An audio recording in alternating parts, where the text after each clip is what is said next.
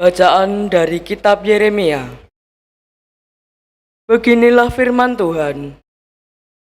Bersorak-sorailah bagi Yakub dengan sukacita. Bersukarialah tentang pemimpin bangsa-bangsa. Kabarkanlah pujian dan katakanlah, Tuhan telah menyelamatkan umatnya, yakni sisa-sisa Israel. Sungguh, aku akan membawa mereka dari tanah utara dan akan mengumpulkan mereka dari ujung bumi. Di antara mereka ada orang buta dan lumpuh, ada perempuan yang mengandung bersama-sama dengan himpunan perempuan yang melahirkan. Dalam kumpulan besar mereka akan kembali kemari. Dengan menangis, mereka akan datang. Dengan hiburan, aku akan membawa mereka. Aku akan memimpin mereka ke sungai-sungai, lewat jalan yang rata, di mana mereka tidak akan tersandung. Sebab aku menjadi bapa Israel. Efraim adalah anak sulungku. Demikianlah sabda Tuhan. Tuhan telah melakukan perkara besar kepada kita, maka kita bersuka cita.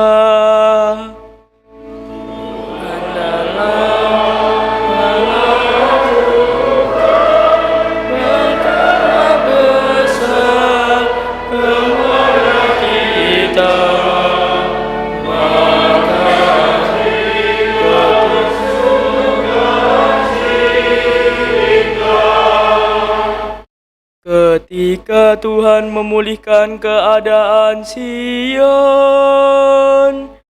kita seperti orang-orang yang bermimpi. Pada waktu itu mulut kita penuh dengan tawa ria, dan lidah kita dengan sorak-sorai. Tuhan telah melakukan perkara besar kepada kita, maka kita bersuka cita. Pada waktu itu berkatalah orang-orang di antara bangsa-bangsa, Tuhan telah melakukan perkara besar kepada orang-orang ini. Tuhan telah melakukan perkara besar kepada kita, maka kita bersuka cita. Tuhan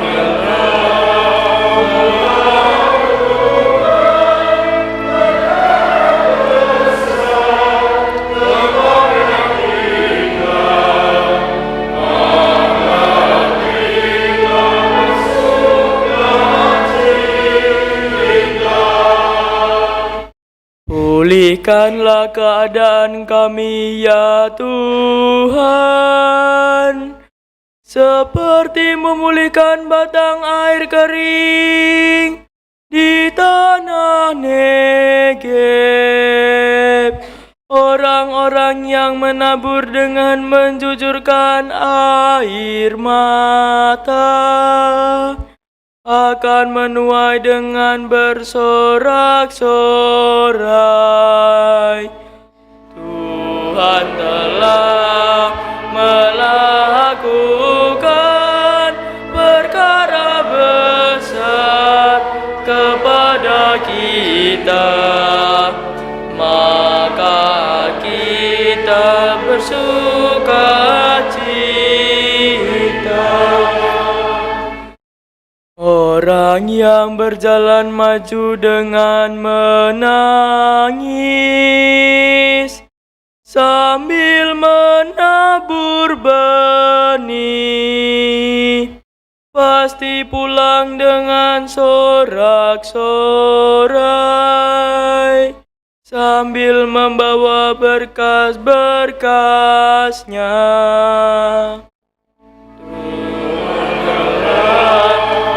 Melakukan perkara besar kepada kita, maka kita bersuka cita. Bacaan dari surat kepada orang Ibrani. Saudara-saudara, setiap imam agung yang dipilih dari antara manusia ditetapkan bagi manusia dalam hubungan mereka dengan Allah, supaya ia mempersembahkan persembahan dan kurban karena dosa. Seorang imam agung harus dapat memahami orang-orang yang jahil dan orang-orang yang sesat, karena ia sendiri penuh dengan kelemahan. Karena itu, ia harus mempersembahkan kurban karena dosa, bukan saja bagi umat, tetapi juga bagi dirinya sendiri. Tidak ada seorang pun yang mengambil kehormatan itu bagi dirinya sendiri, sebab setiap imam agung dipanggil untuk itu oleh Allah, seperti yang telah terjadi dengan Harun. Demikianlah pula Kristus. Ia tidak mengangkat dirinya sendiri menjadi imam agung, tetapi diangkat oleh Dia yang berfirman kepadanya, "Anakkulah engkau, pada hari ini engkau telah kuperkenankan," atau seperti firman-Nya dalam suatu nas lain, "Engkau adalah imam untuk selama-lamanya," menurut tata imamat Melkisedek. Demikianlah sabda Tuhan. Haleluya.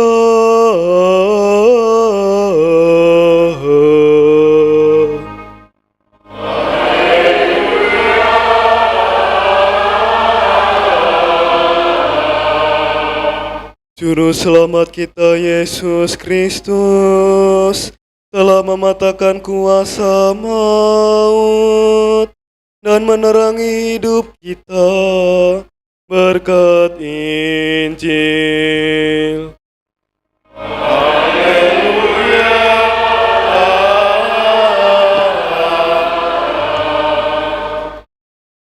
Tuhan bersamamu.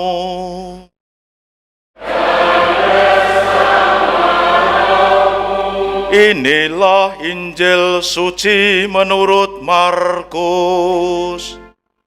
Dimuliakanlah Tuhan.